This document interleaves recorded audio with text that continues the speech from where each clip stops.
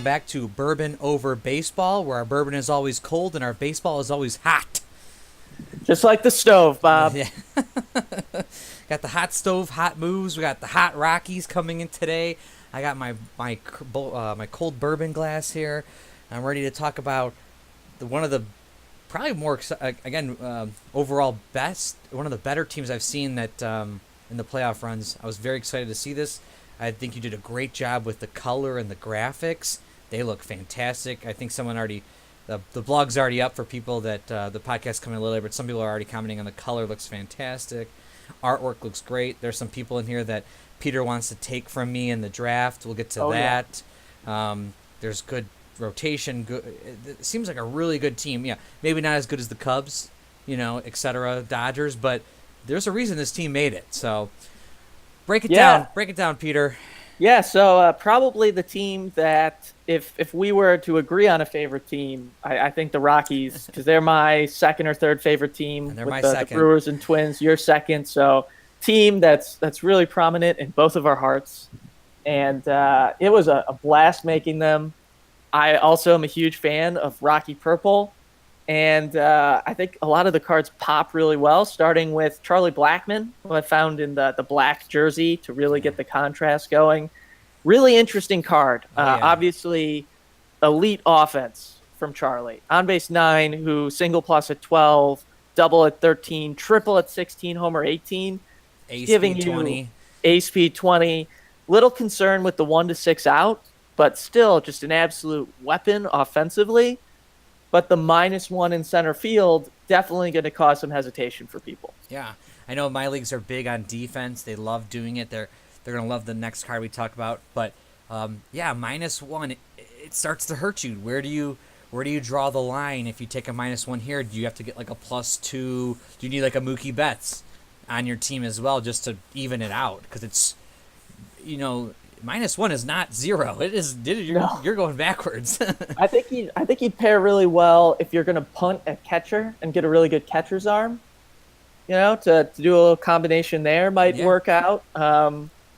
But if you're sacrificing a catcher and you don't get that +8 type of guy, you might have to give Charlie a pass or be ready for a fleet of foot base runners to just go crazy on you. Yeah, I mean, that's the thing you're thinking of is these guys are running home. Yeah. And how you making it up?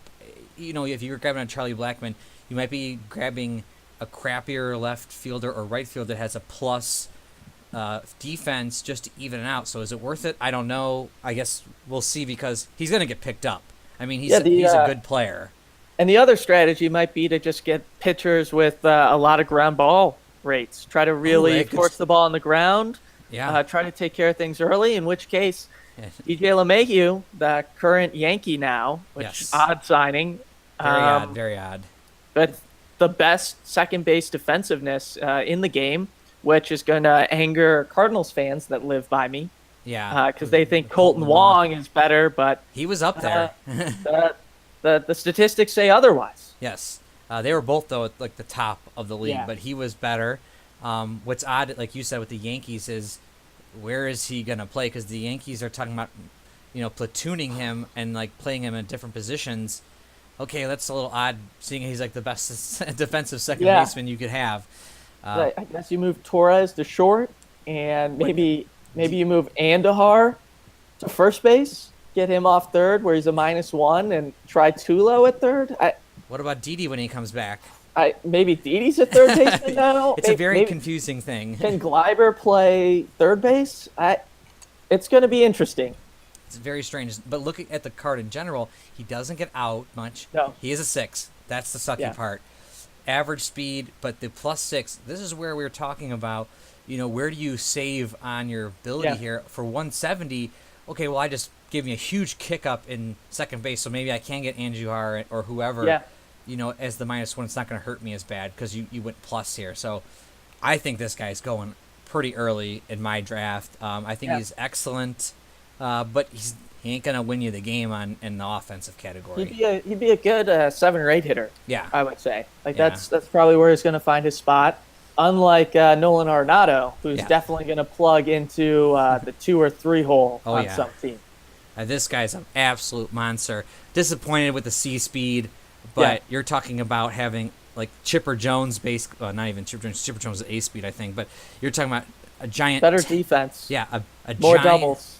He's a stud. You're gonna have the Yeah, plus defense at third, 10 on base, 18 to 20 is a home run, 14 yeah, so 14 or through 17 is a double. Excellent. The only downfall is the C speed. That's you can live with it, and yep. I think this guy's going first round. Maybe slides in the second, depending if somebody was really not wanting him. But I think with 16 guys, he's got to be a first round pick. I think with the plus defense and Yeah. you're getting the one of the top defenders, plus you're getting a 10 on base, it really just solidifies like a corner position. Like you said, he's your 3-4 hitter, or Yep. 2-3-4 hitter. Solid. Yeah. Boom. You're done with that position.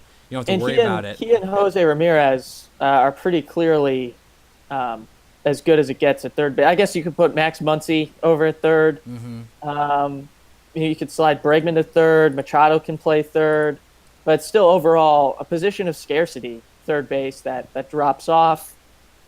He's the only plus defender out of all of them. So I think you're correct. He's going to go really early. Yeah, unless you drop down to like I like Matt Chapman, who's an 8 Chapman on base. +4. Plus maybe 4, one yeah. Javi Baez. Yeah. Oh, Um, someone like Savi Baez.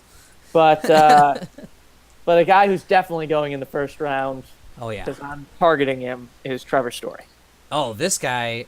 So me and Peter are going to be at fisticuffs with the Trevor Story. Not only did Peter nail the artwork on this card, it just screams excellent. The card in general is a stud. Break it down. My God, on base 8, speed A20, +4 fielding, on at 5, and then just absolute Javi Baez-esque chart. Double at 10, triple 14, homer 16. Trevor Story had an absolutely monster year. I remember after his hot start in 2017, it was a little 2016, maybe 2016. He had the hot start. Yeah. And then kind of faded a little bit, and then a rough 2017 with only a 308 on base. Yeah, struck out a lot. What a bounce back. Yeah, 42 doubles, 6 triples, 37 homers with an on base 8, magnifying everything. Didn't he steal like 20 or 30 base? He stole a 27 lot. Yeah, steals. that's what I thought. Yeah. He's going to be an absolute monster. I'm going to take him. I'm going to plug him in number 2 in my lineup, and low control pitchers are going to get got with this guy. Oh yeah, and I just was that point I was about to make. People might say, but he's only an on base, Peter and Bob. Like, what the heck? You know, he can only do so much. You forget that in a controlled league like the one that we're gonna be playing in, and most people's I think are, an on base 8 is a pretty good player. You know, yeah. You're not always gonna be facing 6 control guys. You're gonna start dropping down to the 4s and the 3s, and hopefully lower depending on how big your league is. This guy is hitting home runs. He's getting on base. He's stealing. He's getting on second a lot. And scoring from second a lot.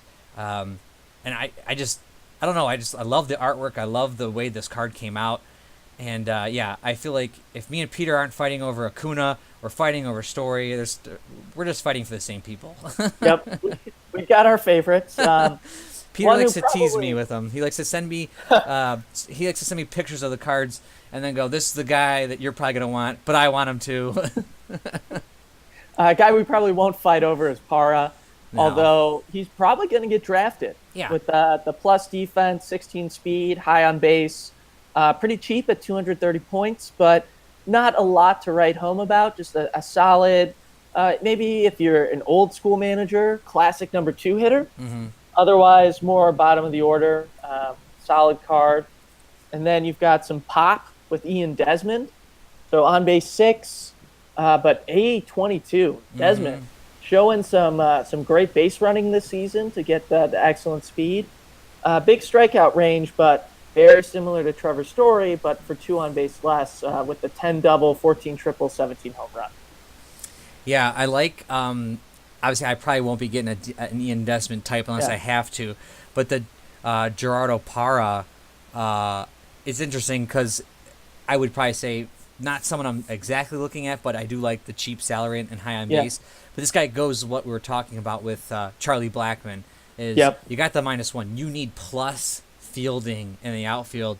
unless you're just willing to accept getting run on all day. People are going to be scoring all day.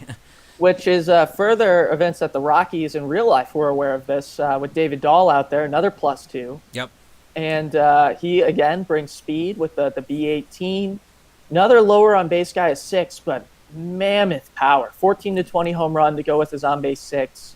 Very reminiscent of the Richie Sexton Oh, yeah. of old. So with some of the lower controls, this is the type of guy that's really going to put the fear of God into a control 3 or lower pitcher when he's going out there. Yeah, some of these guys look like they got a little bit of a Coors Field bump for some home runs, but this is what it is. I mean, I think with any of these low control, I think that's what's going to be interesting to see is people are going to be fighting over high on base guys, but they don't always realize that not every pitcher's a control 6. There's only a handful out there. So in a big league, again, it depends on your league, everyone. I mean, if your league is a little bit less and you got, say, like a 10-person league, an 8-person league. Or you're playing like all years, Yes. Not just using the 2018 set. You're mixing in the old cards. So you've got the rotation with Ramon Martinez and bring in Kurt Schilling, and you mix in a 2017 Max Scherzer. Mm-hmm. Yeah, like you probably want to stay away, and then you bring in the Billy Wagner types. Probably want to avoid the 6s, but I think he's going to be a guy who seduces someone late, especially someone who ends up having more salary left over than they anticipated. Well, I think, or they punted on something we went Charlie Blackmon, or maybe they got a center fielder that only has +0, and they're like, you know what, I kind of need +2 in the outfield. I can grab this guy, put him at the back end of my lineup, and if he hits the ball, he's going to hit it out of the park. Yeah, because I mean, realistically, if say it's between him and Parra, if you're a number 9 hitter, like you might want the last guy or number 8. Where it's, I might as well take a guy who's going to give me some real firepower. Maybe I get lucky with a chart. That's actually an interesting comparison as those two, because you got basically the same outfield and speed. Yep. But one is 2 more on base, can't hit a home run, and the other one can get onto second and 50% of the time if he gets the advantage. It's like, oh man, that's extra 10% of advantage for an extra. I mean, the time he's to get a single plus for Parra, you're well into the home run range of David Dahl. It just seems like I guess everyone's going to have to be interested in how their own team building is happening. Is it the 8 on base really fit your team because you already have so much power? If you don't, and you did maybe a higher on base, less powered team, maybe you do need a David Dahl type and to kind of, like you said, put the fear of God into them, because their pitchers coming on the lineup going, I don't want to give the advantage up to Dahl. I mean, I'm gonna get killed here. And here's a guy. I love this card. This is one I was really excited to make. I know you like the catcher. Oh, absolutely. And I love, you can see the blues of Chris Ionetta's eye. This is what George Washington was telling the men to look for to fire back in the Revolutionary War. And here he is, ready to catch the ball, all set up. And unfortunately, he's just not a very good catcher. And +2 arm. I mean, I like my catchers with catchers pitchers, so people know. But man, look away when you see his arm. So a little ironic, but because if I'm going to draft him, I'm taking him to DH. Absolutely. I think he's a valuable hitter with the on base 8, walk at 5 to put in the 7 hole. Mm-hmm. But he's almost unplayable behind the plate unless you're not worried about steals. Yeah, with the +2 arm, you're talking about anybody that gets the 20. We did 23 speed. I can't remember. We did 23. So the Buxton type people, Malik Smiths, are auto steals. Billy Hamilton, which is rough if you're playing against. But I mean, I guess if they're a 20 speed guy, there's still a chance you could get him out. But technically, I'm staying far away from him as possible, unless, like you said, maybe you're coming down to late, and you're looking at the rest of the players and going, you know what? Actually, here's an interesting strategy. Maybe your catcher has a good arm. This guy's your DH, and late in the game, your normal catcher, is on second, and you got to get a pinch runner in A speed you slide Chris Iannetta over to catch, so you don't get Yeah. dinged on the catcher eligibility. Put your other runner in as DH. It Yep. just depends on everyone's leagues. I don't see him being looked at, but deep leagues, he's still a good hitter. So And then for my 2018 season, this is where having a guy like Tony Wolters off the bench is beneficial. Plus, Yep. 5 arm isn't super great, not the ideal arm for your catcher, but it's good enough to make a lot of people think twice. Even though he has to roll a 16 or higher on a speed 820, there might be situations where people hold off, knowing that there's a quarter chance that they get caught versus, a 10% chance. now in your league, So do you he's do full later on. what do you do for steals? Yeah, we just straight up for second base and then -5 to go to third. In terms of how many are you allowed as the manager? Oh, we just like Unlimited? real life, you just go. Okay, Yeah. so Which has a really aggressive. One of our guys is super aggressive, and so Yeah. when we sim with his teams, it's just like if it's a speed A, he just goes. Yeah, we had a 10-person league just recently, and there's 2 people, one of myself included, that loved being aggressive on the bases. Yeah. But in the Super League, everyone has great catchers, so no one really steals anyway. But we noticed was we did a max of 5, and those players would max out stolen bases every game at 5. The people that like to steal. And I have a feeling that and I've talked to my league about this, is in the 2018 set with catchers being now limited. Yep. Realistically, teams aren't stealing 5 stolen bases every week and the same tie every single game. It just doesn't happen a lot. No. So I'm limiting it, I think, to a max of 3. Oh, and, I like that. So therefore, the owner. That helps Iannetta. Well, that's not, well. That's what I was saying. It kind of depends on the league you're in, because if Yeah. you look at it and go, okay, I'm gonna get an auto steal on Iannetta, but I gotta pick my spot to steal in. Yeah. Could you grab somebody like them and not worry too much? So we're still working out the kinks, but we did the 5 last season, and a lot of times the 2 players that like to steal a lot would max that out, and other players just didn't even steal at all. But I noticed that the people loved getting on second base, and I get it that you want to get on second base. What I'm afraid of is people abusing the fact that catchers. I mean, like, it was down this year in terms of arms, but Not to go down a rabbit hole, but will single plus count towards your Nope. steal total? it does Okay, not. Good. So that is Good. the one caveat. Is in my league was the I like that. we have something called which we're transferring this year, is called the manager's decision sheet.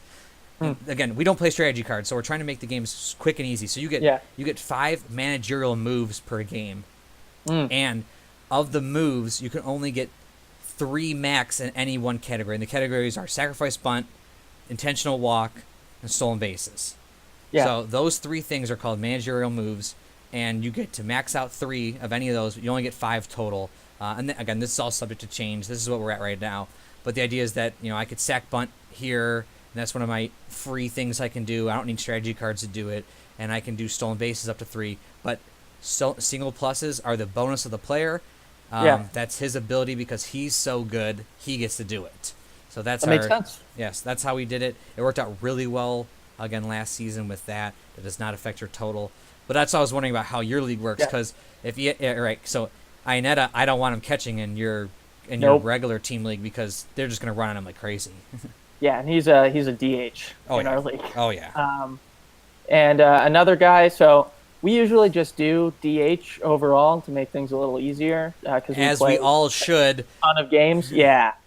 And so a guy who will slide into the Rockies lineup as DH is Carlos Gonzalez, an old staple in Colorado, absolute stud over the years, a little down, but still putting out a really good card. On base 7, which, not ideal, but double at 12, homer at 18, still got a triple in there, good speed.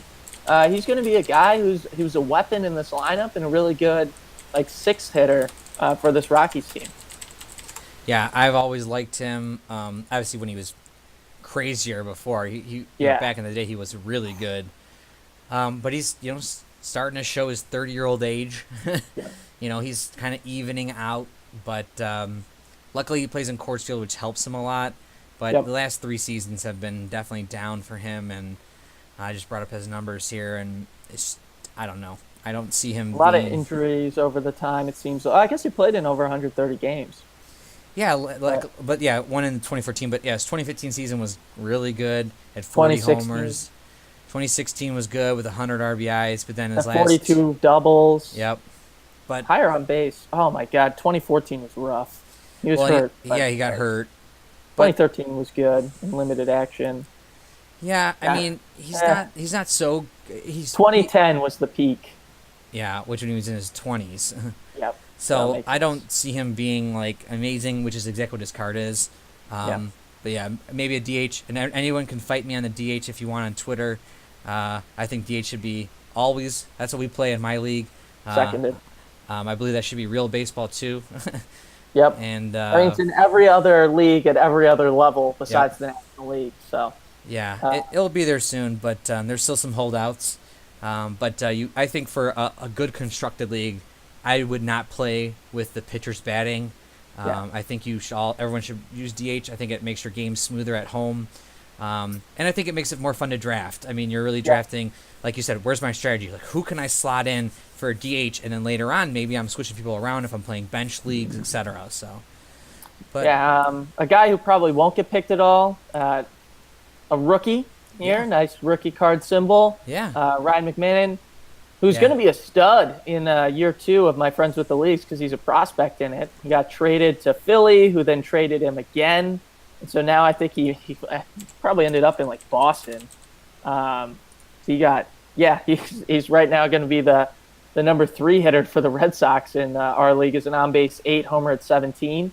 Just sort of like what the Rockies are hoping he'll develop into in the next couple years. yeah. And low on base right now, though, which is a shame because I love the way the cutout came out. He has huge biceps, like just like unbelievably huge biceps, where it looks disproportionate. It And it does was a look a lot little of odd now fun. that I'm looking at it. It was so much fun cutting it out because he has huge arms. Yeah, you would think actually his arm goes straight across from his jersey, but it doesn't. It like No, jumps up there. yeah, and it's not like a trick of the light or a mistake in the cutting. Like that's just his guns. Yeah, good for Um, him. So I think he's going to be a really good power hitter. Another left-handed guy who's definitely going to get drafted, Kyle Freeland. Probably the best tier 3 in the game with the control 6, which is pretty rare, and no doubles. Yeah, you know me, I'm loving the no doubles. Mm. This is where I fight myself though. So we got a 6 control starter, 6 innings, great, 520 points, a little tough to swallow. But you're talking Yeah. about a 6 guy, 1 through 14 out, and everyone I think Yep. that's heard me before hates or knows that I hate 1 through 14 out people. I think the 15 out is a big thing. I think Yep. 16 out's obviously even better. 17, 18, I don't know if you need them so much, but I love no doubles. So, like, can you slide him in? Yeah, okay, if they roll the 15, they're getting a walk, but they're not going to hurt you with the double. So, this guy actually, I think, is very valuable. Yeah, and I think this is one that I'm especially proud of, sort of like real life to showdown equivalency. So he had a really great season, 2.85 ERA, but his WHIP was almost 1.25. Yeah. The 1.245 ERA, big WHIP. Getting a lot of guys on base. His WHIP was higher than Marquez, despite having almost 1 less run ERA, and I think it's going to reflect when he gives up more base runners off his chart with the walks and singles. Yep. But like you said, he's probably not going to hurt you run-wise quite as much because of the high control and just moving guys one base at a time. Yeah, so if you're a fan of getting the roll on your chart, you're probably going to like this guy. And if you hate how people roll high against you, then don't take this Yeah. guy. But I think I think he's definitely going early in our draft. I Yeah. think he's a great pitcher just because of the no doubles thing. When I see 1 through 14 out, I usually run away. With no doubles, I'm right back in the hunt here. I like him. Jeremy And Marquez, I don't know about him though. Yeah, if you don't like Freeland, Marquez might be more your speed. They're the same tier. They're both tier 3 guys. They're in the same sort of vicinity of pitchers, but on the opposite ends of the spectrum. Like Freeland was one of the last guys not to make tier 2 status, and Marquez was right on the border with tier 4. Yeah. But Marquez with the better whip, a slightly better, definitely a better chart, 1 to 18 out, but that low control, he's going to be risky. And you better be confident in your ability to get charts, which you might be able to in a 16-team league. Yeah, I mean, if on base is more evened out, so we're talking about. I mean, control is down when Yeah. you have such a big league, but so is on base. So, Yeah. if we were talking about earlier, like Trevor Story, you just got to get a 7 or higher to get past him, and then once you get past him, 1 through 18's an out. I do not like the no double or him giving up a double here, Yeah. but you got to get some of those guys in your team, and who are you gonna pick? This guy's If you not got bad. a great bullpen and you just want to get through like 4 or 5 innings and you think you can, God bless you. I'm probably going to avoid him. I don't like the control too, but I think he's going to have some games where he's locked down Oh yeah, and some games where he's locked down for like the first 4 2/3, and then he's going to give up 5 runs. yeah. Like it's just the nature of the beast. And just be ready to pull them. I mean, just keep them on a tight leash. The next 2 guys, pretty undraftable, in John Gray and Tyler Anderson. Yeah, disappointed I'm in hoping John both. Gray. Especially Gray. I hope he bounces back. Yeah, me this too. year. I'm optimistic. He's got so much talent. I want to believe. Yeah, I think so too. And I'm disappointed that his card came out the way it did this year.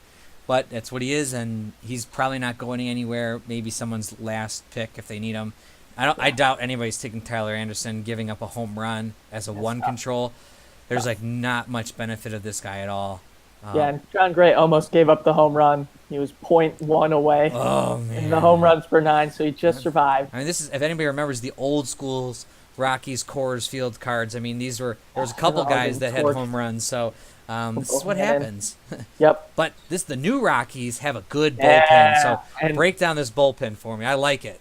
And I like that it stood strong because prior to the season, the big moves that I think you and I even talked about it, we were so excited because the Rockies went all in on the Royals type of strategy of just signing all the big arms. And they brought in Wade Davis, who is the 4th best reliever in this bullpen. So he's the closer, control 4, 1 to 16 out. Very typical guy at the affordable 150 points. He's just a steadfast. I like him being 150. That seems Yeah. to be very draftable. Yep. So he's a really good number 3, number 4 guy. And then you've got the triple O's. And these guys are I'm excited to use the Rockies in the 2018 type of season just to go 0-0-0. So, 6, 7, 8 and just lock people down. And you can go multiple innings. Ottavino's going to get picked quick. Oh yeah. The control 6, 1 to 15 out, no doubles. 1 to 10 strikeout range. This guy is a stud. He is super valuable, basically a 2-inning guy with that high control. Go from him to Scott Oberg, who's the type of guy I love to draft, the control 5, 1 to 16 out. That's just steady as a rock. And then who great for the Cardinals. He was okay for the Blue Jays in 2017. I think he was up in Toronto. I might be wrong. I'm a big fan of how a lot of these bullpen cards turned out too. I had a lot of fun. I went really traditional with Davis and Ottavino, but then found the celebrating Scott Oberg. I think this is him. I love it. I think it's from the NL wildcard game. I love it. Celebrating big out. It might have been the game winner. I think he closed it out. He was fired up. I like when you could see a card and just know who he is from a distance. Like, oh, that celebrating guy, that's Scott Oberg. He's been killing it for me. Same with it's like, oh, he's the guy pointing the finger. I love the finger point. Yeah. I saw that picture while I was looking for him, and I was like, I need to do his casual. Now, Adam Ottavino is a free agent, so I don't know where he's going, and he's a really big free agent right now. People are talking about because he's so talented, and I didn't remember how good he was. And I'm like, he was great. I mean, it's amazing. Yeah. So, and I know he's been on MLB a lot, talking about his pitches and stuff. But because last year, not good. And I think he could strike out Babe Ruth every time. Well, funny because then they said like Babe Ruth could strike him out too. Like it was like a funny, a jarring. It was going back and forth. But I mean, his card is great. I mean, having the 6th guy for only 10 more points than Oberg, but the Oberg gives you the extra out. It's good. But I love the no double. I'm definitely looking at Ottavino as like one of my solid multiple inning as one of my relievers. And then Jake McGee. One of the signings that didn't work so well. Yeah, probably not gonna. I like the card though. I like the look that he's given. But yeah, for He's my favorite looking reliever card I've made so far. Yeah. And I'm going to be honest, for the 10 points, as I'm just filling it in, Yeah. I've got some extra spots. If I have 10 points and I'm 18 or 19 guys in and I just need a 10-point guy, I'm going to take it. Well, He's going to be my garbage time guy, either Absolutely. up or down by a lot.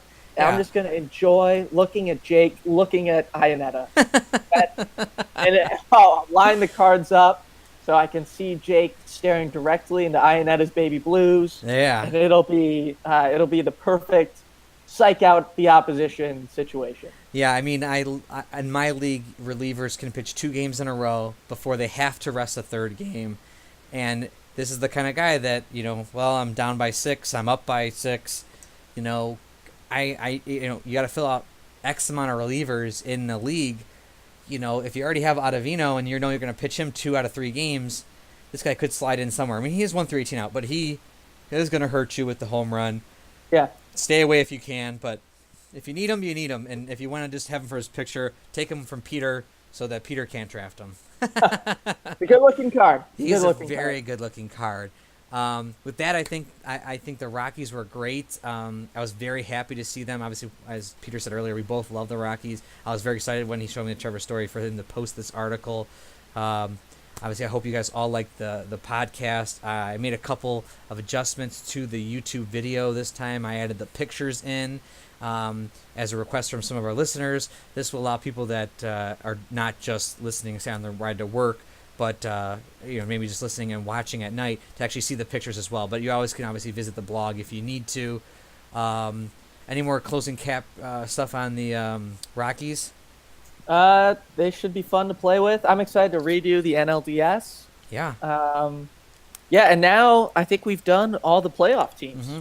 Every team that was in the postseason / 190 games or more. Yep, all the playoff teams are done, which is super exciting for all you guys. You guys all listening are like, oh, this is great. We're going to start getting into some of the worst teams. Bear with us. It's going to be rough for a while with subpar teams. But we still want to hear your suggestions and what you guys like and dislike. Again, once the season's done with, we'll be starting to work on the postseason, the pennant run card, as everybody used to call it. So we'll have people that switch teams, people that didn't get picked up in the regular season, but those will be ready for during spring training. We gotta wait for the new photos and stuff like that. Grandal on the Brewers coming up quick. Nelson Cruz on the Twins. Yeah, there are some that I'm really excited about. Bryce Harper probably getting the A-Rod pennant treatment from 2001 when he signed with the Phillies. Yes, or Cubs. Yeah, there's some exciting stuff that Peter is just eager to work on, people. So again, bear with us through the slower Orioles and Detroit Tigers because it's gonna get back to when the fun pennant stuff happens. And if you guys follow us on Twitter at David Bush, I believe it is. What do you know? What's your handle on Twitter? Is it just David Bush? I think it's greatest MLB. I think I took my. Oh, it's MLB Showdown 2006. Team. Okay, if you look at that. Classic. You can find Peter and obviously follow me at Bob Bumbarger.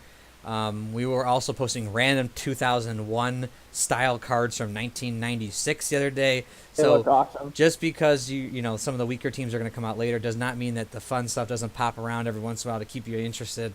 I think next up we have the Angels. So I know a lot of you are excited to see what Ohtani's looking like as a double back card, a flip card. A lot of fun to talk about him and the implications for drafting. Yeah, and that's going to be a big talking point between us. Also, we have Big Mike Trout. What does his card look like?